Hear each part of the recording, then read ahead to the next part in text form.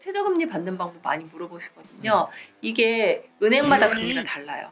그래서 일단 최저은행이 어딘지를 파악하는 게 가장 중요하죠. 그걸 어떻게 할 수가 있나요? 은행연합회 은행연합회도 사이트에 볼 수 있고 되고 있고 뭐 네이버에서도 좀 찾을 수가 있고 아니면 제 블로그에도 어느 정도 하단의 금리가 나와 있어요. 그러면 하단에 한 2개 정도 은행을 뭐 상담을 받아보면 아 여기가 나한테 맞는구나 라는 걸 할 수가 있는데 왜 그러냐면 이 최저금리가 그냥 최저금리로 끝나는 게 아니고 우대금리가 들어간단 말이에요. 근데 그 우대금리가 내가 할 수 있는 우대금리인지 못하는 우대금리인지 파악을 좀 하셔야 되는데 그게 뭐냐면 특히 청약이 들어가 있어요.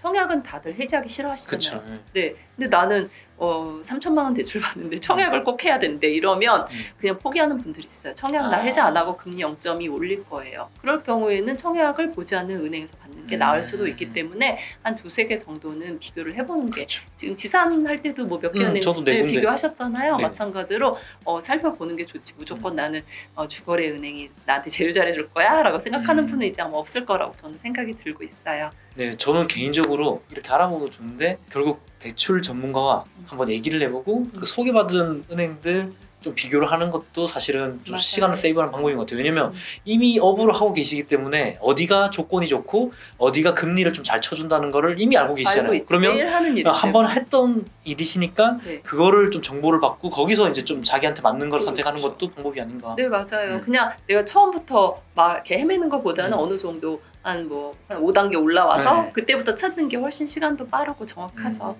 그래서 주변에 전문가분들 계시면 그분들하고도 충분히 상담을 하면 잘 알려주실 거예요. 네, 레오님도 잘 알려주시더라고요. 네. 요즘에 이제 거래량은 많이 없지만 그래도 우리가 전월세는 살아야 되잖아요. 그럼요. 신혼부부들도 네. 집 사긴 좀 부담되지만 네. 전세도 월세도 시작하게 되는데 네. 요즘에 월세가 지금 거래량이 많이 올라가고 있잖아요. 네. 이러한 상황에서 전세를 해서 대출을 받고 하는 거와 그리고 월세로 처음부터 들어가는 거랑 네. 이 부분이 좀 고민이 있을 것 같아요. 어떤 네. 기준으로 좀 결정하면 될까요? 2개 다 비교를 해보셔야죠.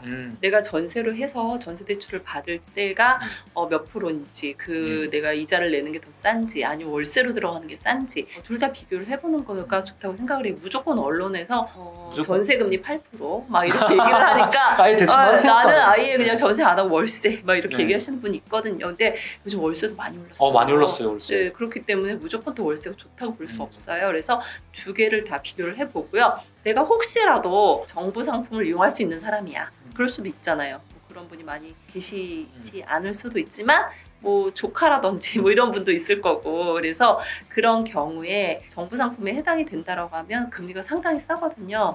중기청 전세는 1.2%. 오, 그것밖에 안 해요? 너무 싸죠. 와. 네, 물론 한도가 크진 않지만 그래도 뭐 신혼부부들한테는 되게 큰 도움이 되겠네요. 그럼요. 그래서 주택도시기금 사이트에 들어가면 안내가 잘 돼 있고요. 물론 제 책에도 다 써 있어요. 그렇기 때문에 그런 대출은 뭐 무조건 돈 있어도 저는 받아야 된다고 생각을 해요. 그러거나 아니면 버팀목 전세. 아니면 신혼부부 전세 뭐 이런 이제 순차적으로 좀 확인해보고 이도저도 안 되면 그냥 일반 전세 이렇게 해서 월세하고 비교를 해보는 게 좋을 것 같아요. 그리고 요즘에 신규로 받는 분들도 있지만 이미 대출을 좀 받아놓은 분들 중에 금리가 오르다 보니까 부담을 많이 느끼시잖아요. 이자 다이어트 좀 하는 팁이 있을까요? 은행 갈아타기가 되든 이자를 좀 줄일 수 있는 방법. 일단 금리 높은 거는 상환을 하는 게 맞고 우리가 아무리 그 예금을 비싸게 금리를 쳐준다고 해도 대출 금리보다 높을 수는 없어요. 그렇죠. 네, 그러니까 내가 적금을 들어올 거야. 이거보다는 게 대출을 갚는 게 더 맞아. 이익이 될 수 있고요. 두 번째는 우리 청약 담보 대출이라고 있어요. 네, 그 금리가 좀 저렴해요. 아, 그래요? 네. 주택 차약을 넣었던 그 금액을 담보로 대출이 된다는 거죠? 보험도 되잖아요. 그게? 네, 보험회사에서 약관 대출을 하죠. 근데 약관 대출 금리는 좀 높구나. 비싸니까 청약담보대출 청약을 해지할 수는 없잖아요. 그렇죠. 그러니까 그걸로 저도 얼마 전에 한번 해봤어요. 100만 원만 일단 시험적으로 해봤는데 중도 수수료도 없고 너무 좋더라고요. 그래서 그런 거를 좀 활용을 한다고 하면 그거를 받아서 내가 좀 높은 신용대출이라든지 이 마이너스 통장 갖고 계시는 분들 많단 말이에요. 네네. 그래서 그런 거를 좀 채워놓으면 좋지 않을까라는 생각이 들고요. 그 대환을 하고 싶다. 그러면 적극적으로 대환할 은행을 좀 확인을 해서 지금 어디가 제일 나은지 내 금리가 얼마인지를 먼저 파악을 하는 게 제일 좋아요. 내가 몇 프로인지도 모르고 있는 분들도 있거든요. 그래서 나 자신을 먼저 확인을 하고 그 다음에 너무 높은 것 같다. 한번 다른 은행을 서치하는 게 좋고요. 그리고 전세 같은 경우 있어요. 전세 대출은 2년마다 연장이란 말이에요. 그렇죠. 그냥 아무 생각 없이 연장해버리잖아요. 네, 근데 그 연장이 내가 과거에 받았던 금리로 연장이 되는 게 아니에요. 대출은. 가산에 된 거죠. 네, 새로 신규예요. 그냥 신규. 지금 현 상태 신규로 가기 때문에 내가 그냥 습관적으로 말씀하신 그냥 대로 연장하잖아. 네, 그냥 나는 뭐 우리은행에서 했으면 우리은행, 신한은행에서 했으면 신한은행에서 그냥 뭐 그게 당연한 것처럼 생각을 하는데 그러지 마시고요. 대환하셔도 돼요. 전세 대출도. 그래서 대출 물론 이제 뭐 약간 좀 이상한 규정이 좀 있어서 뭐 은행마다 뭐 증액이 없으면 대환이 안 된다는 등 뭐 이런 디테일한 부분들이 있긴 하지만 대부분 요즘 5%씩 증액을 한단 말이에요. 그러니까 내가 연장 시점에 전세 대출을 다른 데로 한번 옮겨볼까? 뭐 이런 생각을 꼭 하시는 게 좋아요. 그리고 저 지금 떠오른 생각인데 생각해보니까 이런 거 있잖아요. 태거자금 대출, 전세 네. 태거자금 대출이나 잠시 그냥 한 3개월, 6개월 쓰고 싶은 대출들이 꼭 나와요. 네. 이럴 때 중도 상환수수료를 따지니까 네. 오히려 1금융보다 생명보험사나 2금융이 더 나을 때가 있잖아요. 맞아요. 요거 근데 사람들 잘 모르더라고. 정말요? 금리가 조금만 높더라도 오히려 중도 상환수수료가 낮거나 아예 없는 경우도 가끔 있다고 들었는데 이 부분 좀 설명해 주시면 좋을 것 같아요. 이게 우리가 대출을 받을 때 무조건 한도가 아니고 무조건 금리가 아니에요. 내가 어디에 중점을 두는지를 먼저 얘기를 해주셔야 되는 거야. 나는 금리가 중요해요 라고 하는 사람도 있고 어떤 분은 난 한도가 중요해요. 아니면 저 빨리 갚을 거예요. 이런 분들이 있거든요. 이 빨리 갚을 분은 금리 안 중요해. 그쵸. 네. 중도 상환수수료. 중도 상환 수수료가 제일 중요한 거죠. 1.5에서 2%까지 막 있는데. 크단 말이에요. 그래서 보험사 같은 경우에 이제 50% 면제로 뭐 1.5%, 2%뭐 이런 식으로 되어 있기 때문에 은행들은 10% 면제가 가장 크거든요. 네. 그래서 나는 그렇게 빨리 상환하실 거면 보험사 대출을 이용하는 게 좋고요. 또 경매로 낙찰을 받는 경우에는 특화된 상품들이 있어요. 경락장. 새마을금고에서 뭐 3개월 후 면제, 6개월 후 면제 뭐 이런 식으로 그런 상품들을 좀 적극적으로 이금융권이라고 해서 나는 멀리 할 거야 이러지 마시고 그냥 내 조건에 맞으면 좀 좋은 은행을 찾는 게 저는 맞다라고 생각을 해요. 또 이것도 많이 물어보세요. 이런 경우에 뭐 이금융권을 썼을 때 신용도의 문제를 일으키는 게 아니냐 뭐 그런 얘기도 많이 우려를 하는데 이 부분은 어떨까요? 그러니까 어떤 분이 보험사에서 받으면 뭐 큰일 나는 줄 그러니까 뭐 자기 빨간 줄 알고 끊기는 줄 알고 아니 저는 왜 그런 생각을 하는지 잘 모르겠는데 이게요 우리가 일금융권에서 받는다고 해서 뭐 신용이 안 떨어지지 않아요. 떨어져요. 다 떨어져. 근데 잘 갚으면 또 이게 다시 올라가잖아요. 이게 신용 거래를 잘 해야 올라가는 거고 일단 뭐 신용 대출이라든지 주택담보대출 뭔가 대출을 받으면 일시적으로 하락은 있을 수 있어요. 근데 뭐 보험사에서 받았다고 해서 뭐 신용도 확 떨어지고 이런 거 저는 별로 본 적 없거든요. 그러니까는 이용하시는 분들은 이용하시고 잘 빌리고 또 매달 이자 잘 내고 하면 또 이렇게 올라가니까 너무 걱정 안 하셔도 돼요. 그리고 이제 또 이 보시는 분 중에 자산도 많고 돈도 많아. 그런데 어디 회사에 소속되지 않아서 대출이 안 나온다고 생각하시는 어르신들이나 자산가들이 꽤 있으시더라고요. 이분들은 어떻게 대출을 받을 수 있는지 실제 대출이 되는지 이것도 궁금하실 것 같아요. 네, 주택담보대출 같은 경우에 소득 규정이 딱 정해져 있어요. 그래서 어느 정도의 그 허들을 넘지 않으면 아예 DSR 때문에 대출이 안 되거든요. 그래서 근데 이런 분들은 소득이 없어도 돼요. 대신 대체 소득이 있어야지. 대체 소득.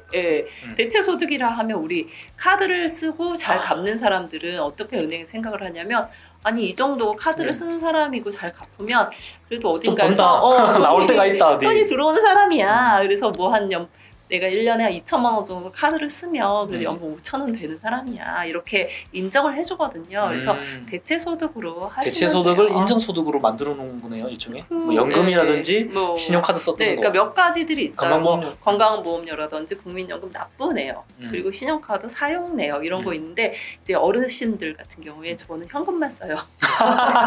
현금 영수증 안 되나요? 제로페이 안 되나요? 막 이렇게 물어보시거든요. 많이 됩니다.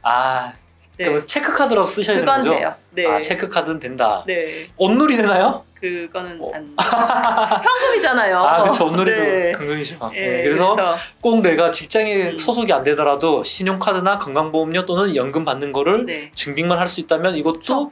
대출이 나올 네. 수 있는 환산해서 다 소득이 된다. 소득으로 인정을 해주니까 걱정하지 않으셔도 되고요. 이제 그 주택담보대출은 아예 칼같이 규정이 되어 있지만 네. 사업자 대출은 어느 정도 융통성이라는 게 있어요. 아, 뭐 내가 적극적으로 내가 이제 나는 이자를 잘 낼 능력이 있다라 자산이 많다. 뭐 나는 봐라 내 통장 뭐 이렇게 그렇죠. 예. 네. 이게 뭐 딱 뭐 그 정해진 그 소득 규정이 있는 건 아니잖아요. 그래서 자체적으로 평가를 할 수도 있고요. 사업자 대출 같은 경우는 저희가 예전에는 그랬어요. 사람 보고 해준다고. 아, 사실 대출은 사람 보고 해주는 게 맞아요. 맞죠. 네, 뭐 사람이 영 떼먹을 것 같아요. 뭐 이러면 은행 직원 입장에서도 그죠. 네, 안 하고 싶어요. 네. 연체가 가장 두려운 거거든요. 맞아요. 그래서 우리가 적극적으로 나는 이자를 잘 낼 그런 사람이다라는 것을 보여준다라고 하면 사업자 대출 같은 경우는 소득이 없어도 어느 정도까지는 문제는 크게 없어요. 물론 소득이 있는 게 좋기는 하지. 그렇죠. 그래도 방법을 찾으면 분명히 만들 수 있다. 그럼요. 아, 또 하나 저희 많이 물어보는 게 네. 자녀가 집을 살려고 하는데 응. 우리 자녀들이 요즘에 MZ세들이 프리랜서 이런 거 많이 하잖아요. 맞아요. 그러다 보니까 정규직으로 4대 보험을 안 들어있어. 그렇죠. 그럼 얘네가 2천은 벌어 연간 2, 3천. 그럼 대출이 나올지 안 나올지 궁금해하는데 대출이 나오는지 두 번째는 일반적인 정규직의 그 소득 비율만큼 인정을 받는 건지 이거 어떻게 답을 드릴 수 그 있을까요? 프리랜서 같은 경우는 이제 3.3%를 띄고 이제 들어오는 그 소득을 가지고 1년에 네. 한 번 종합소득세 신고를 해요. 네, 그래서 그분은 이제 5월달에 신고를 하면 7월달에 소득 금액 증명원이 나와요. 그게 바로 본인의 소득이에요. 소득 금액 증명원. 네, 그럼 그걸 다 100% 인정을 받을 수가 있는 그건 건가요? 100% 인정이에요. 아, 5월에 신고하고 네. 그 이후에 나온 거는 인정받는다. 인정받아요. 그런데 어. 이제 이런 분들이 사업자형 원천징수 영수증이라는 서류가 따로 있어요. 네네. 3.3%를 띄면서 음. 급여처럼 받는데 그거는 100% 인정이 안 되고 60% 정도밖에 인정이 안 아, 돼요. 얘는 60% 정도. 네, 그래서 우리는 그냥 안전하게 그냥 소득금액 증명원으로 가는 게 소득 가장 금액 정확해요. 증명원 한다. 이거 괜찮은 팁이네요. 네. 네. 근데 본인의 소득을 파악 못하는 분들이 항상 있어요. 아니, 내 급여가 내 통장에 네. 찍히는 게 지금 안 잘 알고 있잖아. 네, 다 빼고 많단 들어오는 말이야. 많으니까 음. 나는요 연봉이요 뭐 1억이에요. 막 이렇게 말씀을 하시는. 근데 저는 사람을 안 믿는 버릇이다. 일단 홈택스 떼서 가져와라. 네, 그쵸. 서류를 보지 증명원. 않으면 나는 안 믿어. 그래서 많이 버시네요. 뭐 이렇게 얘기를 하면서 그래도 서류가 있으면 좋을 것 같습니다라고 말씀을 드리죠. 그래서 생각보다 그분이 오히려 저 깜짝 놀랐어요. 막 이렇게 말씀하는 분이 있어요. 저 뭐 이거밖에 신고가 안 됐죠? 막 네. 세무사님한테 물어보세요. 라고 하는 경우가 있기 때문에 본인의 네. 소득 파악을 먼저 하시는 게 가장 아, 좋아요. 이거는 홈택스 들어가면 이제 스스로 발급도 가능하니까 꼭 그럼요. 확인하면 네, 좋을 것 소득금액 같아요. 증명은 꼭 한번 확인해 보세요. 그리고 요즘에 다주택자들은 아예 그냥 대출 받을 생각을 안 하더라고요. 그러니까 아예 투자를 안 해. 왜냐? 대출이 안 된다고 생각하니까.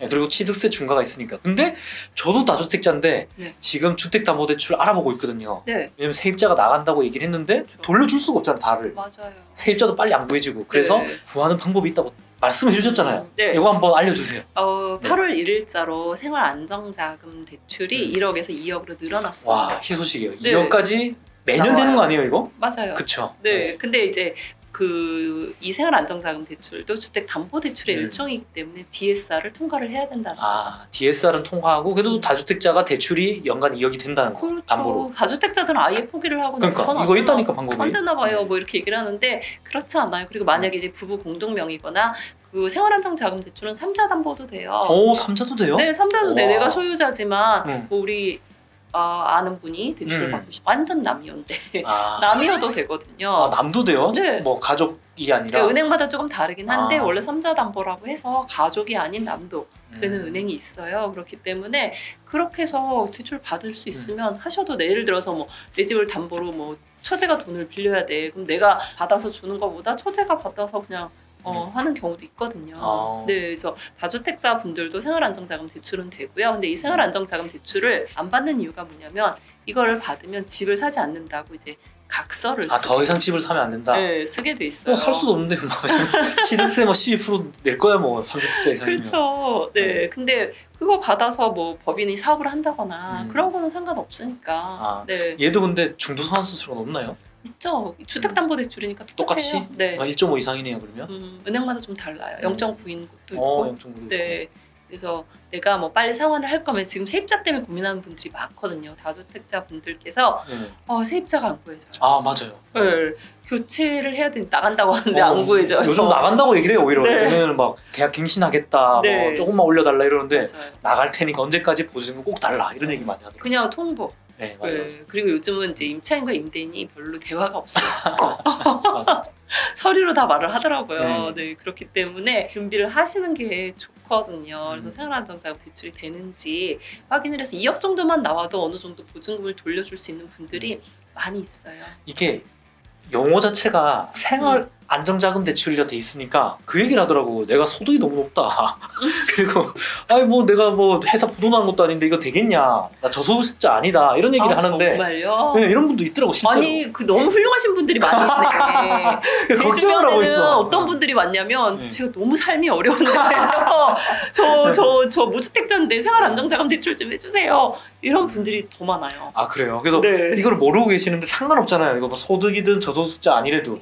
상관없어요. 네. 집이 있는 사람들이 받을 수 있는 주택담보대출. 그렇죠. 이게 어떻게 보면 전세 태거자금 대출로 활용할 수도 있는 대출인데 그럼요. 예, 용어 때문에 모르는 네. 분도 있더라고요. 그래서 네. 혹시나 해서 저도 가능해요. 그런데 이제 간혹 뭐 은행마다 뭐 세입자 나간 다음에 해주겠다 뭐 이런 은행도 있는데 이거 지금 동시이행이란 말이에요. 맞아. 그리고 이제 그런 경우가 있더라고요. 사업자 대출을 받는데 네. 세입자한테 먼저 주소를 빼달라고 해. 그렇게 얘기를 해래요. 그래서 뭐 전날 빼달래. 근데 세입자 입장에서는 보증금을 못 돌려받는데 내가 먼저 빼줬다 못 받으면 어떻게 돼? 이렇게 하잖아요. 이런 경우는 어떻게 해야 되나요? 그게 이제 네. 은행의 입장과 소유자의 입장이 다른 거예요. 왜냐하면 사업에 쓰실 돈이잖아. 세입자 줄 돈이 아니란 말이에요. 그쵸. 사업 목적에 맞지 않아요. 근데 일부러 쓸 수 있는 거잖아 이거. 네. 그렇긴 하지만 그 은행에서는 사업 목적에 맞게 네네. 대출을 할 수밖에 없기 때문에 사업 목적에 맞으려면 그 집은 세입자가 없어야 되는 거죠. 세입자한테 원칙대로 돈을 한다고 주면, 그렇게 하는 거구나. 그렇죠. 그래서 이제 그나마 융통성을 발휘하는 것은 그러면 뭐 오전에 빼주시면 오후에 바로 기표할게요. 뭐 이렇게까지만 해도 좀 유도리 있게. 당일이니까 네. 당일이니까 괜찮은데 이거는 어찌 됐든 이제 은행의 규정이기 때문에 지켜주셔야 되는 부분들이 있어요.